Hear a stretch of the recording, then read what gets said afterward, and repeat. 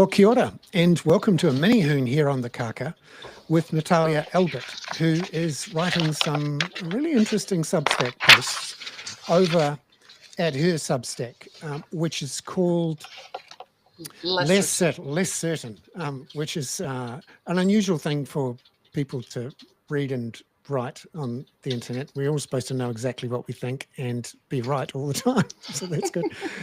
And Natalia, you're very interested in sort of, I think it's interesting. You think a lot about the theory of politics, the practice of it, and some of the big ideas, and things that are curious and beyond the sort of daily horse race, he said, she said, you win, I lose type stuff. And you've written an excellent post this week called The Politics of Trust, What the Wellbeing Era Got Right and Wrong, which I really enjoyed because it looked at an area which has gone awfully quiet in the last 2 years. And I'd just spent 6 years hearing from Treasury, at least, and quite a few people within the government. This was the new thing that New Zealand was going to lead the way in essentially making decisions based on well-being, not some sort of utilitarian, it's all about the GDP man. And then suddenly it's disappeared again. So I thought it was interesting you've jumped on an interesting point here, and also a point about trust. So I thought I'd ask you, firstly, what do you think the future is for this well-being framing, which, it looked quite good. Treasury were using it in theory and everything, and then suddenly it's evaporated. So where to now? Yeah, thanks, Bernard, for inviting me and asking these questions about that post. It was just an interesting exercise when I was reading this document from the Treasury from 2022, which I was doing last week for my PhD, nothing really specific about it. And it was called Social Cohesion in New Zealand. And it was an output that by law, the Treasury had to produce in relation to the long-term briefings that were also established as a requirement. And there was a lot about well-being in this document. And I had just been to the local government conference in Christchurch the week before, where the hot topic was how they were eradicating the 4 well-beings for the Local Government Act. And I just thought it was a really interesting thing of how, like you say, well-being was the hot commodity. We did 3 well-being budgets at least, right, that were formally titled by that. We had the Social Wellbeing Agency established. We had well-being indicators. Stats was doing all this work. The Treasury was doing it, and it was just everywhere. And all of a sudden, like you say, it all disappeared. But not only did it disappear, it's actively and formally being removed from legislation now. And what I thought was really interesting is, well, if trust in institutions is declining, right? Because that's what the General Social Survey said, and Stats came out with a press release that in 2023, trust was reducing, which was after the 3 well-being budgets. So that decline in trust was during that time. And now we still think trust is declining. So does this matter? Like, do things like well-being as a policy instrument in the budget, in policy outputs, in legislation, in the collective narrative matter in terms of trust? And you could argue that we don't really know, and we're probably measuring it all wrong. But in terms of well-being, I think it will be removed. And if this government gets reelected, it will be turned into cost effectiveness, progress, efficiency, right? Like that language that's been drilled down. And it will be really interesting to see what the General Social Survey comes out in terms of trust in institutions post the first 2 budgets of this coalition government, which hopefully we'll get relatively soon. Yeah, because I remember when we were talking about well-being with Treasury over those 6 years, and actually it started before the Labor government came in 2017. There was quite a bit of chatter about it, even when Bill English and Stephen Joyce were the finance ministers, and Treasury had done some work that they've got a great sort of cobwebby charty thing, and looked a lot like I have it right here. yeah no there was a lot of hard PowerPoint work that went into it. And but I always wanted to just stand on a chair and call bullshit, because what really mattered for the Treasury and the government, and both flavours of government, is not total well-being in some sort of, objective measure. What really mattered, what the North Star of the government was, and not just a fiscal sense, but an operational sense. The North Star was we must get the deficit down to a balance and to reduce net debt to GDP because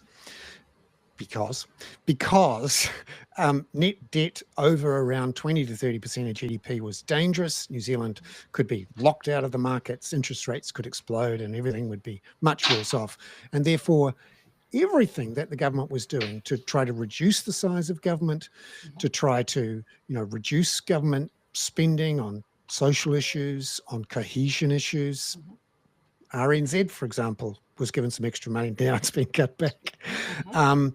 These sorts of things were subservient to the overall goal, which is debt reduction and reducing the size of the state, which you said something very interesting in your notes to talk about this. You talked about it as a good example of signalling politics. Could you talk a bit more about this idea of signalling politics? Because there's a part of me that wants to shout at most politicians saying most things nowadays, both sides. Bullshit. You're just talking. You're not delivering. Right. Yes. And I love this idea of signaling politics. It's a little bit along the lines of performative politics and performative policy, right? So there's a lot of examples about this. Diversity and inclusion is one. Well-being is another. Even effectiveness and investment sometimes seems to be like a signaling politics where we just say things to embed it in the cognitive discourse and the narrative and the debate that we're having to give this impression that this is what we're doing. But in reality, if you look at the hard numbers and you look at how things are defined, measured, and implemented, it's nothing. It's ghosts and mirrors. And I guess one caveat that I would say when we're talking about signaling politics and performative policy is that when we're talking about liberal democracies, which is my area of interest, is this political theory element of the frameworks that we operate within. So democracy is this consensus that majority rules. It's a very mathematical kind of governance model where if you get 6 out of 10, you're in. But the liberalism aspect of a liberal democracy has a lot to do with perception of stability and perception of governance. So it has to do with the perception of checks and balances and institutions, right? So the public service is that liberal part where, sure, you can get elected into government, right, through the democratic process, but you still need to respond to this perception of performance and to the checks and balances that these institutions like the public service government gives you as publicly elected officials. And that's the tension between the publicly elected officials and the non-publicly elected officials that we need to hold both of them accountable, right? And so I'm very interested too in this idea that politicians say things and there are laws. And sometimes the politicians change those laws and they say that these changes in the laws and the things they're going to do are going to make things change. And then there's this pregnant pause while in theory, the bureaucrats do the bidding honestly and actively of the politicians and do the things that need to be done. But my impression is that since the late 80s, early 90s, when we had the introduction of the Public Finance Act, the Reserve Bank of New Zealand Act, the State Sector Act, and then shortly after that, the Fiscal Responsibility Act, the culture of reducing the size of government, keeping net debt low, in fact, reducing it altogether, has been really the driving force in the government. Now, it's expressed and retained in the Public Finance Act, the State Sector Act, the Fiscal Responsibility Act, which drive everything. So if you've got some health spending, you've got some education spending, you've got some social welfare spending, the first thing you do is check with Treasury, is this going to move the debt track in the wrong direction? Correct. And so that's the North Star. And what strikes me is that Treasury in particular, and I know because I've spoken to them, and you read between the lines and occasionally they say it out loud, they see it as their role, their goal, their sacred task is to stop the politicians from ruining this special power they have, ruining this special thing by overspending. And politicians, they're all trying to get re-elected. So they're all just naturally big spending, high taxing, machines, both sides. And our job as the guardians of this culture and this North Star of getting debt down, always trying to be in balance unless there's some major crisis. And even then we should try and get it down immediately after. That has actually been the driving force in government, not, whoever it is we're elected. And I wonder if this the performative nature of politics is politicians themselves saying things and then sometimes being surprised when they don't actually happen. Hopefully they're not being cynical. They're saying things knowing it's not going to happen. Let's see.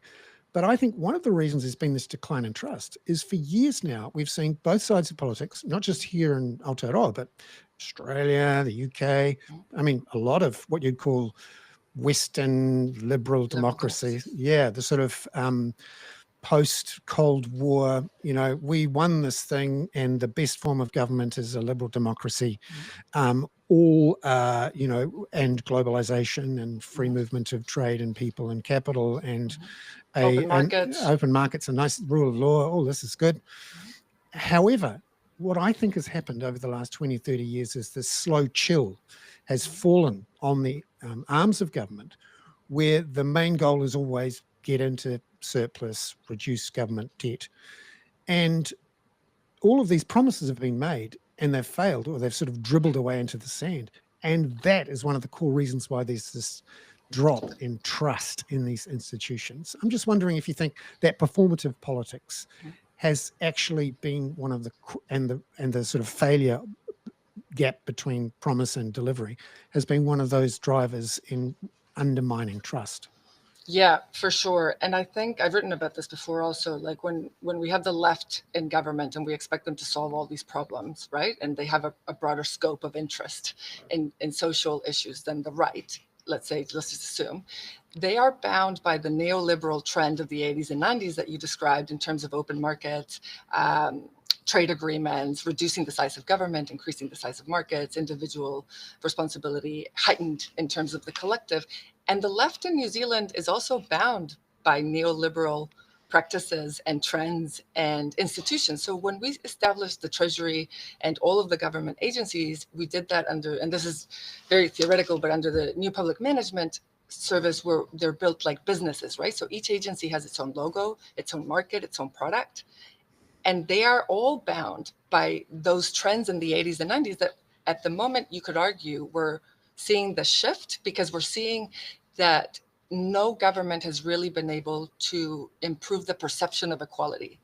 And so there's two things. There's actual equality, right? Where we could measure poverty poorly across different countries and it's very difficult to measure.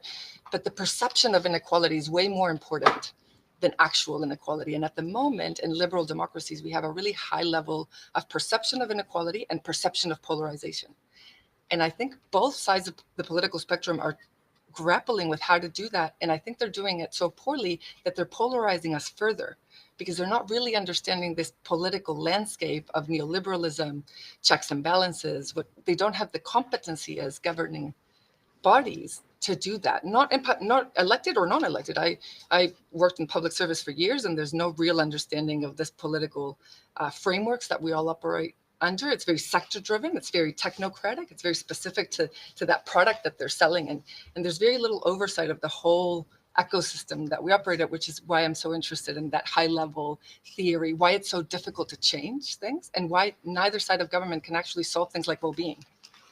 Yeah, because what strikes me is whenever I've spoken to ministers about this on both sides and said, do you really think you can achieve these well-being aims, like, for example, the Poverty Reduction Act, Job Correct. Poverty Reduction Act? Yeah, it's a great example. Yeah, or, for example, at various times, various governments have said they want to, improve housing affordability, increase housing supply, all of these things.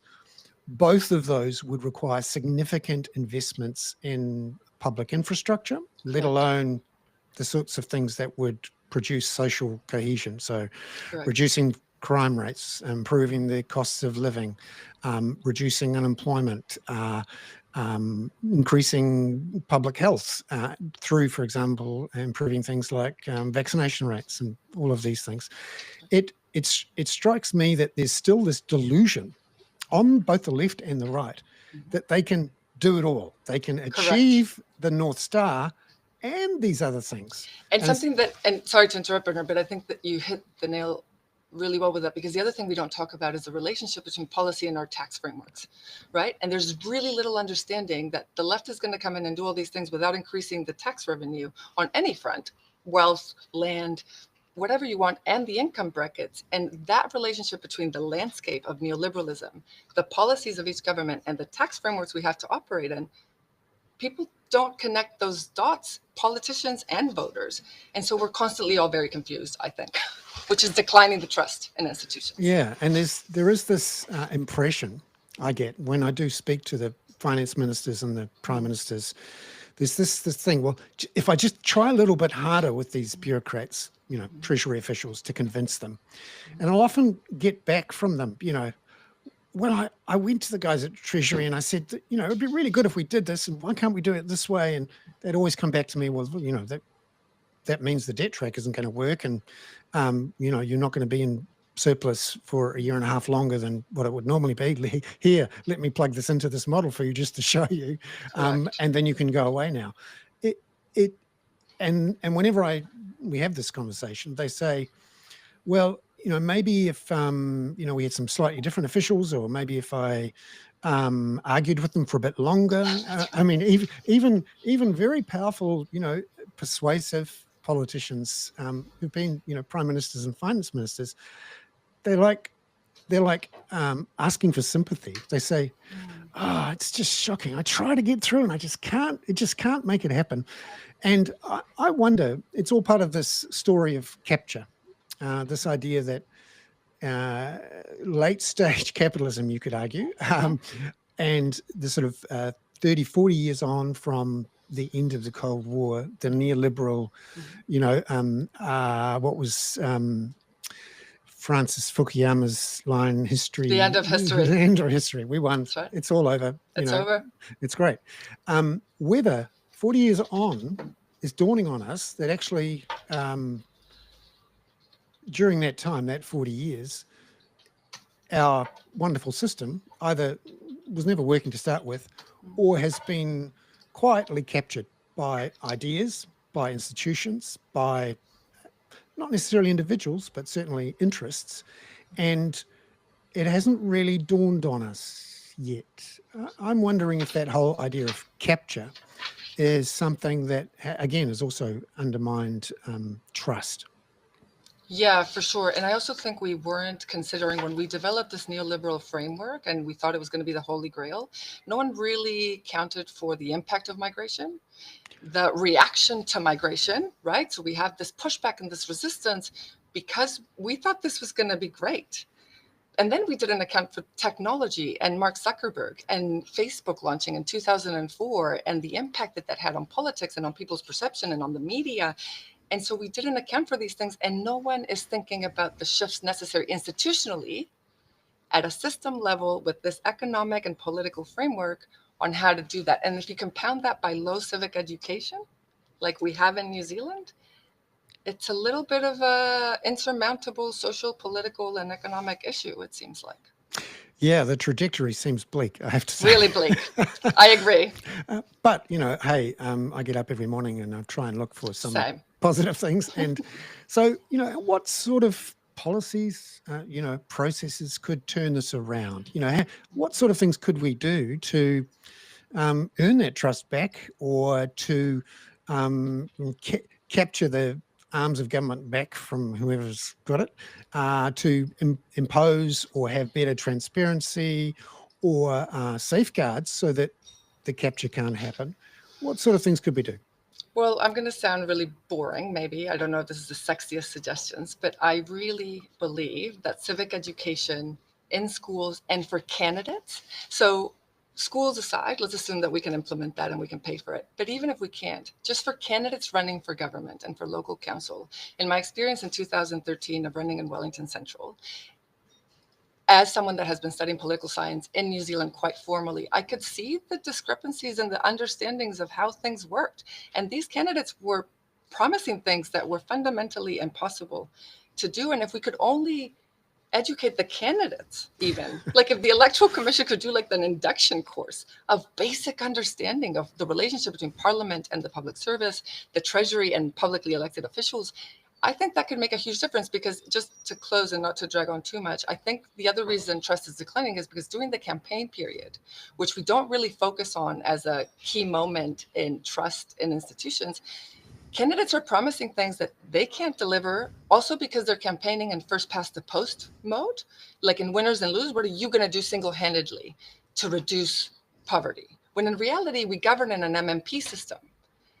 And that confuses people because we're not campaigning to demonstrate how we can collaborate and how we can build coalitions. We're campaigning as how I, by myself, can do it with my party. And then we get into government, we sign these coalition agreements, we come out with a policy about smoking that no one heard about, and everyone's really confused. And so I think it does come down to civic education. And that period of campaigning, I think, is grossly overlooked.